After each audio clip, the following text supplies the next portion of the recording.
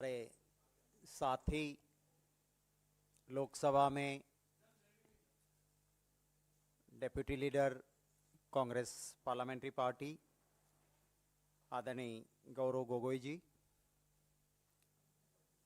Press और media के साथियों, आप सभी का दिल से स्वागत करता हूं। मौसम थोड़ी मुश्किल है, फिर भी आप संघर्ष करके यहाँ आप पहुँचे हैं। आप सभी का दिल से मैं स्वागत करता हूँ। आज संसद के दोनों हाउसेस को आदरणीय राष्ट्रपति जी ने संबोधित किया। हमारे संविधान के आर्टिकल 87 के तहत एक संवैधानिक जो फर्ज अपना है वो माननीय राष्ट्रपति जी ने इसका वहन किया। पार्लियामेंट्री प्रोसीजर एंड प्रैक्टिस कहती है कि ये जो भाषण होता है, ये भाषण सरकार तैयार करती है और सरकार उसका ड्राफ्ट देती है, और इसमें सरकार ने अपने किए हुए कामों का जायजा रखा होता है, जो कि स्टेट में गवर्नर और सेंट्रल में राष्ट्रपति जी पढ़ते हैं उसको। बहुत उम्मीदें थी देश की जनता को कि 10 साल से जो सरकार सेंट्रल में है उसका ये आखिरी काल है। ये राष्ट्रपति जी का भाषण 10 साल के आखिरी पड़ाव पे हो रहा है। तब सरकार जो इस भाषण में मुद्दे रखवाएगी उसमें अपने किए कामों का, अपने दिए हुए उन गारंटीज का, जो मोदी जी ने गारंटीज 2014 में दी, जो मोदी गारंटीज 2019 में थी, उसमें से कितनी परिपूर्ण की है उसकी कुछ बातें इसमें आएगी, ऐसी सबको उम्मीद थी। पर ऐसा कुछ हुआ नहीं, क्योंकि गारंटी तो सारी फेल हो गई। कभी कभी होती है ना, कोई फर्जी कंपनियां माल बेचती है और गारंटी तो देती है, पर धीरे से लिखा होता है TNC applies, terms and condition applies, और टर्म्स एंड कंडीशन देखो तो उसमें कुछ मिलता ही नहीं है। ऐसा ही मोदी गारंटी का हुआ। आप सभी को याद होगा, चुनाव के वक्त कहा था काला धन वापस आएगा मित्रों, यूं ही सबके अकाउंट में 15-15 लाख आ जाएंगे। आज 10 साल खत्म होने के बाद काले धन का कोई हिसाब किताब राष्ट्रपति जी के अभिभाषण में नहीं था, जो कि 10 साल के बाद देना चाहिए था कि भाई 15 लाख नहीं तो 5 लाख 2 लाख क्या वापस दिया आपने।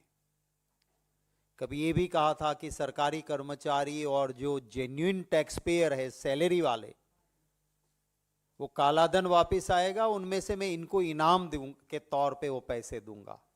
वीडियोस आपके पास होगी, अगर कुछ कैमरे की आंखें वो ढूंढ के निकालेगी तो पता चलेगा। दूसरा एक वायदा था, वो वादा था हर साल 2 करोड़ नौकरियां खोल दूंगा। आज के अभिभाषण में राष्ट्रपति जी के ये स्वीकार किया है सरकार ने कि 2 करोड़ भूल जाओ, ये 10 साल में 20 करोड़ भूल जाओ। कुछ लाख नौकरियां दी है, और वो जिक्र है कि कुछ लाख नौकरियां दी, पर कितनी चली गई उसका जिक्र नहीं है। और 10 साल में 20 करोड़ नौकरियां देनी थी, उसका क्या हुआ, उसका कोई बात उसमें नहीं रखी है। किसान को कहा था कि भाइयों बहनों, किसानों की आय दुगनी कर दूंगा। अब आज मैं गुजरात से आता हूं, 10 साल पहले जो बीटी कॉटन का 20 किलो का दाम था, आज उसी दाम में वो बिक रहा है या उससे भी कम में जा रहा है, और जो खर्चा किसान को था वो ज़रूर दुगना हो गया। डीजल का दाम डबल हो गया, खाद महंगा हुआ, बीज महंगा हुआ, तो आय तो दुगनी नहीं हुई, खर्चा दुगना हुआ। आज के अभिभाषण में उस बात का कोई जिक्र नहीं है। कहा था चुनाव से पहले, एक मेरे फौजी का सर जाएगा 10 सर काट के ले आऊंगा, आपको याद होगा। आज के अभिभाषण में कहीं जिक्र नहीं है कि चाइना ने बिहार रेजिमेंट के 20 जवानों को शहीद कर दिया, एक लफ्ज नहीं। पठानकोट, पुलवामा, एक लफ्ज नहीं।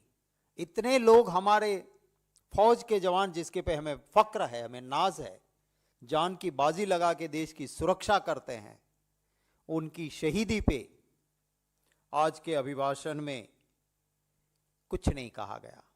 चुनाव से पहले कहा था रुपया कमजोर, इसका मतलब दिल्ली की सरकार कमजोर। प्रधानमंत्री की उम्र के साथ रुपया कंपटीशन कर रहा है, ऐसी मजाक करते थे मनमोहन सिंह जी की। वो तो अच्छे प्रधानमंत्री थे कि अपनी उम्र से कभी आगे नहीं जाने दिया। आज के प्रधानमंत्री जी की 2 बर्थ डेट है और दोनों से आगे रुपया चला गया, इतना गिरा रुपया। पर आज के अभिभाषण में उसकी कोई बात नहीं की है। कहा था पेट्रोल, डीजल और गैस सस्ता कर देंगे। आज के हालत देश के सामने है। अभिभाषण में इन महंगाई पे राष्ट्रपति जी के अभिभाषण में एक लफ्ज नहीं है। चुनाव से पहले कहा था कि हमारी सरकार आएगी, डबल डिजिट में ग्रोथ होगा। आज राष्ट्रपति जी के अभिभाषण में स्वीकार किया है कि 7.5 से आगे नहीं गए हैं। तो ये अभिभाषण में ये भी कहा है, एयरलाइंस के बारे में जिक्र है, पर आज़ादी के बाद बनी बनाई एयर इंडिया को बेच डाला, उसका जिक्र नहीं है। रेलवे की बातें हुई है, पर रेलवे में एक्सीडेंट्स, इसके पर पूरा सिग्नल फेल्योर, पूरा साइलेंट है राष्ट्रपति जी का अभिभाषण। रेलवे में बुजुर्गों को कंसेशन मिलता था, प्रेस और मीडिया के साथी हो या और दूसरे क्लास को स्पेशल कंसेशन मिलता था। कोरोना के वक्त से बंद कर दिया सरकार ने। आज के अभिभाषण में भी उसका कोई जिक्र नहीं है। कृषि एक्सपोर्ट की बात की है, पर नीति कैसी है? किसान के घर में जब एग्रीकल्चर प्रोडक्ट आती है तो ये सरकार उल्टी रीत चलाती है। एक्सपोर्ट बंद, निकास बंदी, माने किसान बर्बाद। किसान घर में माल नहीं रख सकता है। जब मुनाफा खाने वाले लोगों के पास आता है तब ये सरकार नीति बदलती है, एक्सपोर्ट होता है, लोगों को महंगाई की मार और किसान का कोई फायदा नहीं। आज गुजरात के किसान रो रहे हैं क्योंकि ऑनियन, प्याज सबसे ज़्यादा वहाँ होती है। अभी सौराष्ट्र में प्याज किसानों के घर में आई, उम्मीद थी कि इस बार 2 पैसे कुछ कमा लेंगे। सरकार ने एक्सपोर्ट प्याज का बंद कर दिया है और किसान बर्बाद हो रहा है।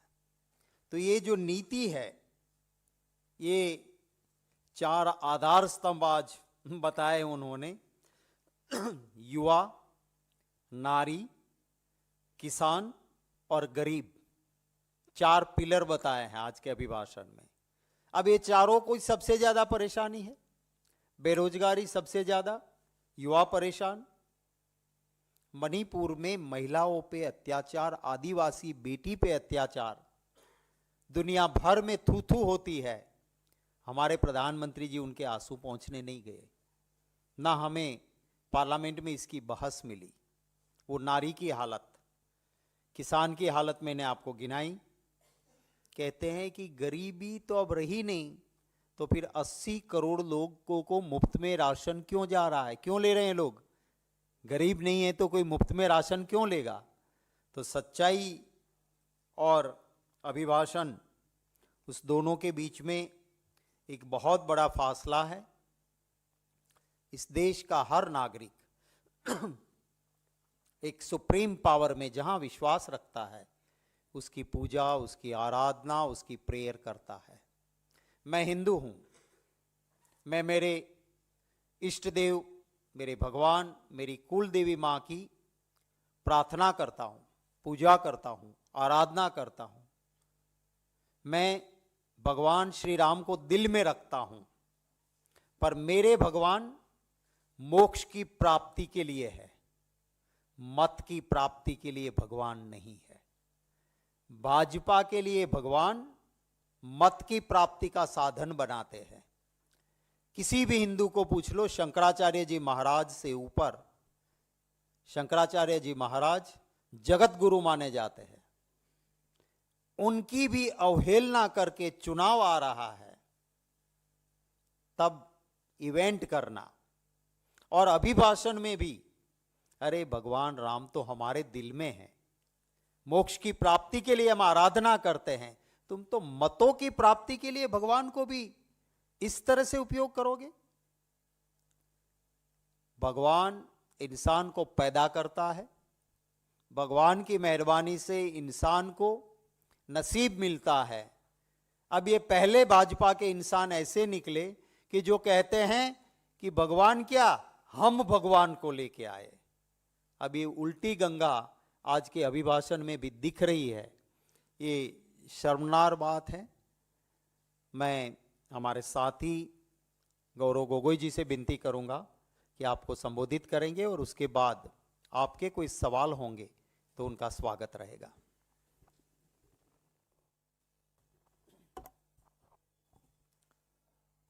धन्यवाद शक्ति सिंह गोहिल जी। आदरणीय साथियों, आज आदरणीय राष्ट्रपति जी के भाषण में देश में जो लोकतंत्र, संविधान और संसद पर भाजपा और आरएसएस के द्वारा जो हमला किया जा रहा है,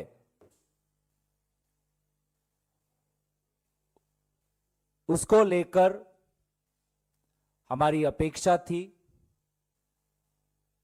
कि आदरणीय राष्ट्रपति जी अपनी भाषण में चिंता व्यक्त करेगी। आदरणीय राष्ट्रपति जी ने कहा कि नए सदन में आज का भाषण उनका पहला भाषण था, लेकिन उनके भाषण में इसका भी विवरण होना चाहिए था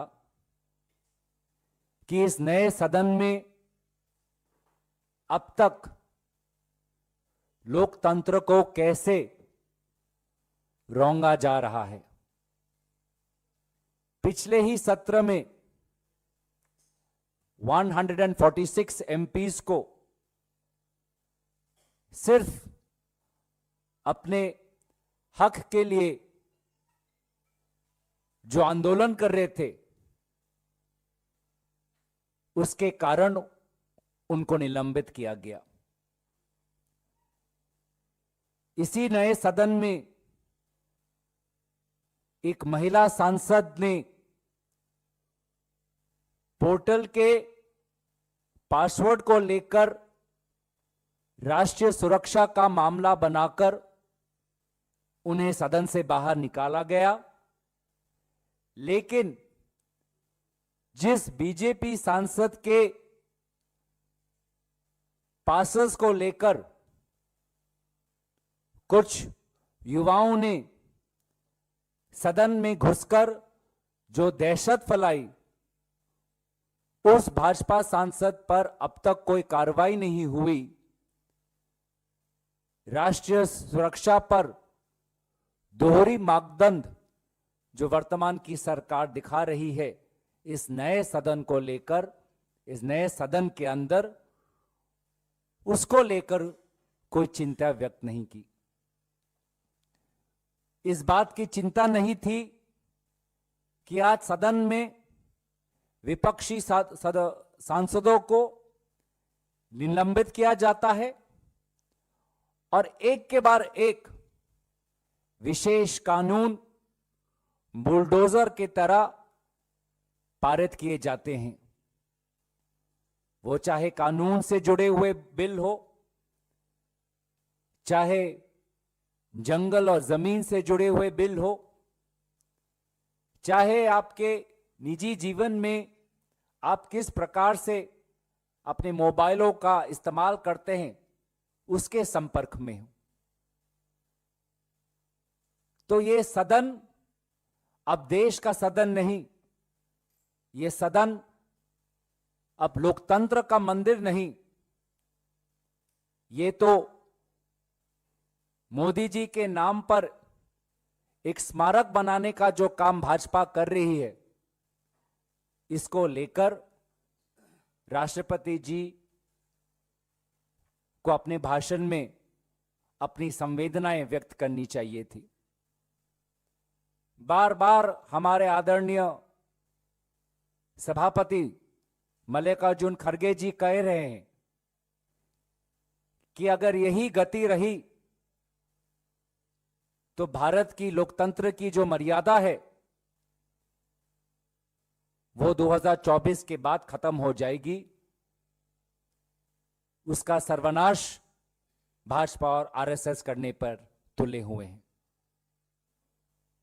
और बार बार हमने ये उदाहरण 2014 के बाद देखे हैं, किस प्रकार से चुनी हुई सरकारों को गिराया जाता है, किस प्रकार से ईडी का दुरुपयोग कर कर विपक्षी दलों पर दबाव बनाया जाता है, किस प्रकार से संस्थाओं को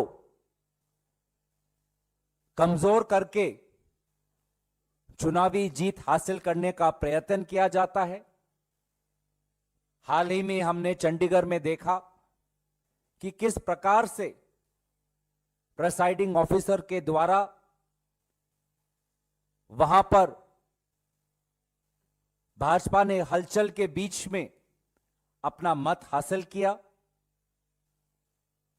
और यह भी चिंता की बात है कि भारत के सारे अहम विपक्षी दल केंद्रीय निर्वाचन आयोग से मिलना चाहते हैं, लेकिन मिलने का समय तक अभी तक केंद्रीय निर्वाचन आयोग ने नहीं दिया है।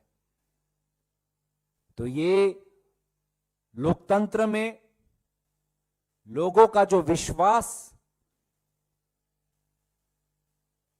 जो संवैधानिक संस्थाओं पर धीरे धीरे घटता जा रहा है, आज इसकी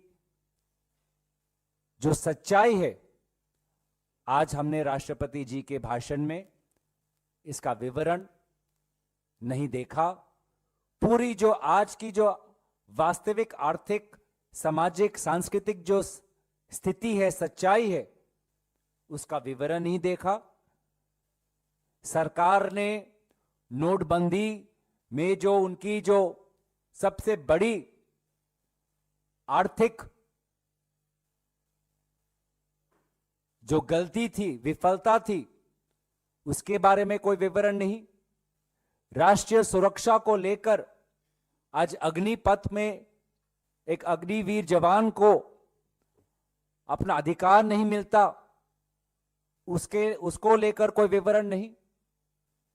चीन के जवान आज हमारे ही भारत के जमीन पे आकर लद्दाख में भारतीय के किसानों को डराने की कोशिश करते हैं, और लाल आंख 56 ना लाल आंख दिखता है, ना 56 इंच का सीना दिखता है। हमको दिखते हैं तो एक ऐसे प्रधानमंत्री जो अपने विफलताओं को छुपाने के लिए पूरे मीडिया को डराकर धमकाकर देश का ध्यान भटकाने का काम करते हैं। कल बजट आएगा, बजट में भी हम यही उम्मीद करेंगे कि जो पिछले 10 सालों से हो रहा है वही होता जाएगा।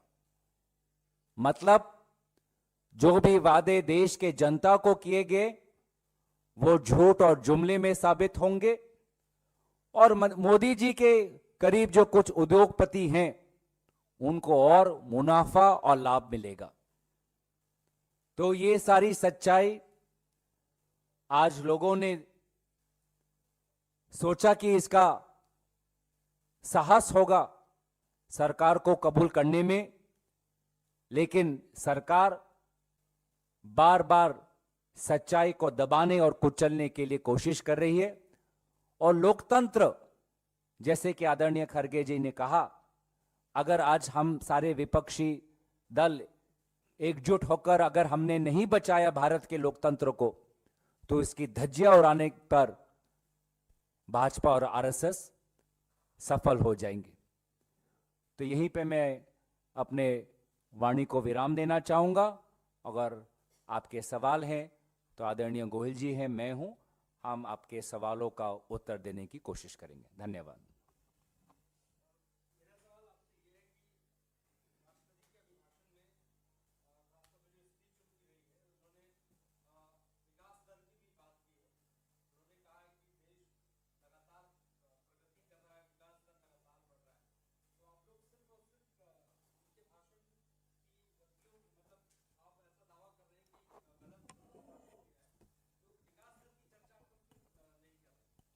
देखिए, मैंने आपको एक आंकड़ा दिया, ये अभिभाषण है और उसके अंदर उन्होंने आर्थिक विकास दर 7.5 कहा है। अब इनकी गारंटी थी डबल डिजिट, और मनमोहन सिंह जी के कार्यकाल में आप विकास दर देखिए। दूसरा, इसमें सबसे ज्यादा आंकड़ों की मायाजाल का फर्जीवाड़ा। अगर कहीं सही आंकड़े देखने आपको तो SCR, सोशियो इकोनॉमिक रिव्यू आता है सरकार का। मैं इस अभिभाषण के बाद SCR के आंकड़े मैच कर रहा था, तो कहीं ना ताल है ना मेल है। जैसे चुनाव के वक्त जुमले दिए थे, उसी तरह सरकार के तैयार किए हुए आंकड़ों की मायाजाल भी विकास के नाम पे गुमराह करती है। अगर आप कहते हो कि आप बड़ी अर्थव्यवस्था हो गए हो, अगर आप कहते हो कि आपका विकास तो बहुत आगे बढ़ रहा है, तो जो आपने डबल डिजिट प्रॉमिस किया था उसकी जगह 7.5 इसी अभिभाषण के किताब में, और जब बोले तब भी 1 घंटे और 16 मिनट के भाषण में भी यही बात निकल के आती है। जो योजनाएं पहले से चल रही है उसका कोई ठीक से कंपैरिजन नहीं किया गया। आज गांवों की हालत और खराब हुई। आज आंकड़े वो देने चाहिए कि पेट्रोल या डीजल, जब किसान डीजल यूज करता है ट्रैक्टर में, तो क्या था 2014 में, उसके सामने किसान का जो एग्रीकल्चर प्रोडक्ट की आमदनी क्या थी, कोई कंपैरिजन नहीं, सिर्फ हवाबाजी है। और आंकड़ों में इस तरह से गुमराह करने की कोशिश हुई कि जैसे कि देश में सब कुछ चंगा सी।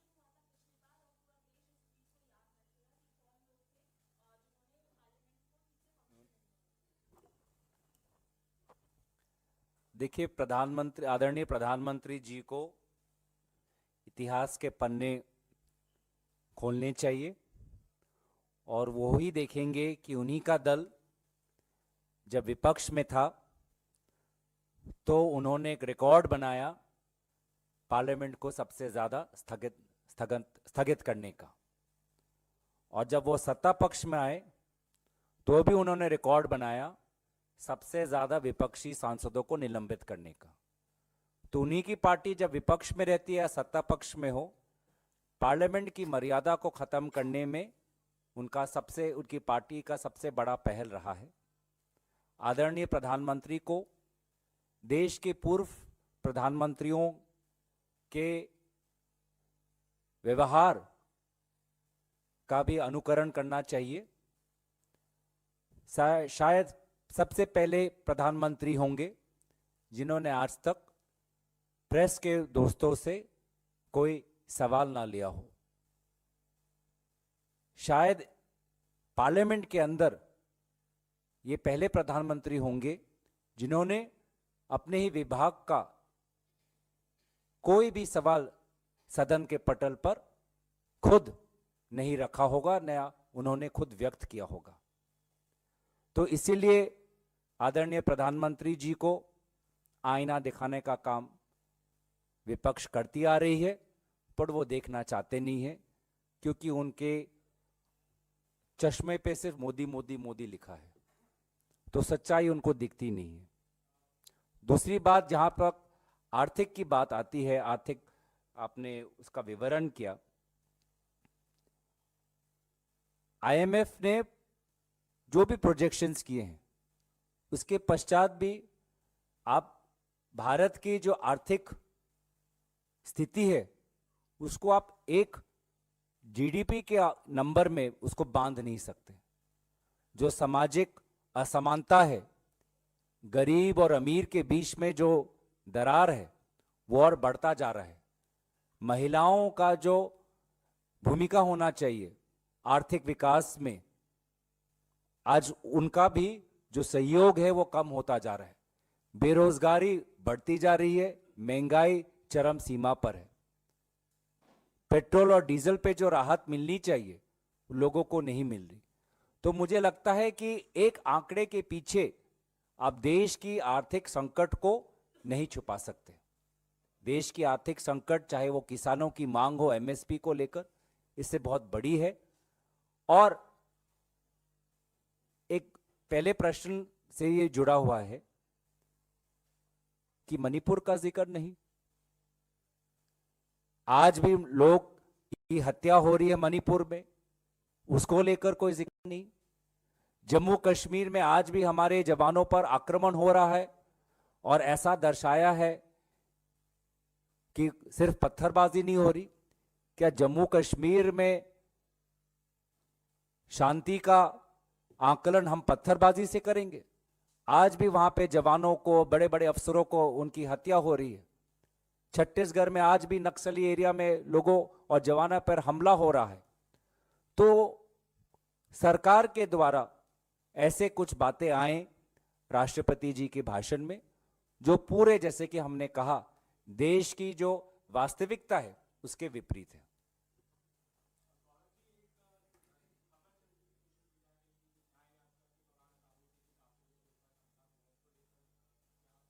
नहीं, वो तो आज स्पष्टीकरण एक आ गया है कि इस ऐसी कोई बात थी नहीं।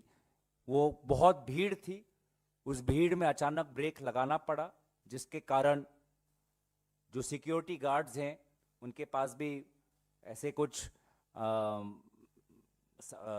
सिक्योरिटी गार्ड्स के द्वारा उस गाड़ी के पीछे जो शीशा था वो शीशा टूटा।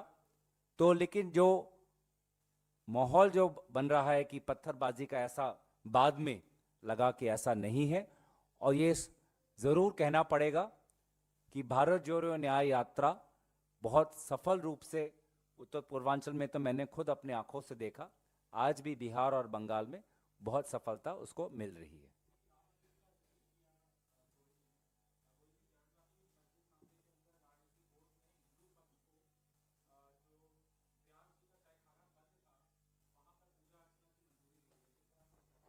देखिए, कोर्ट की कोई मैटर जिसका ना मुझे पूरा ज्ञान है ना संज्ञान है, इसके ऊपर कमेंट करना ठीक नहीं रहेगा।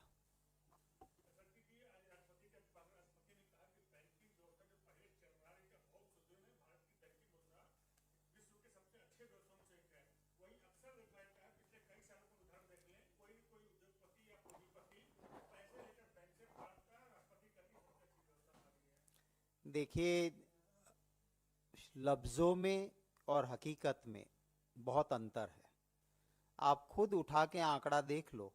अभी एक सूरत के एक्टिविस्ट ने ही पूछा था कि 14 से 19 के बीच में जो बैंकिंग सेक्टर में बैंक के लोन लेके नहीं भरने वाले बड़े उद्योगपतियों का आंकड़ा, मेरे पास उसका आरटीआई एक्टिविस्ट का उस वक्त ट्वीट भी किसी ने, मेरे ख्याल में एक न्यूज़ एजेंसी ने ही किया था, वो है, मैं आपसे शेयर करूंगा, आपको पता चलेगा कि सबसे बुरे हालत 2014 से लेके अभी तक में ये मोदी काल में सबसे ज्यादा हुआ है। काला धन बाहर के संख्या में जो आंकड़े आए हैं वो इसी दौरान सबसे ज्यादा बढ़े हैं, और कहते थे लेके आएंगे। अब जो भी भाग के गया इनके दौरान, उनके फोटो मोदी जी के साथ होता है और फिर गुम होता है। जिसके हवाई जहाज मोदी जी यूज करते थे 2014 के चुनाव में, वो कालाधन लेके बैंकों का फ्रॉड करके देश से भाग गया। तब यही प्रधानमंत्री जी यहां थे, तो आप क्या कर रहे थे? तो सच्चाई कुछ और है और अभिभाषण का दिखावा कुछ और है। थैंक यू वेरी मच, धन्यवाद।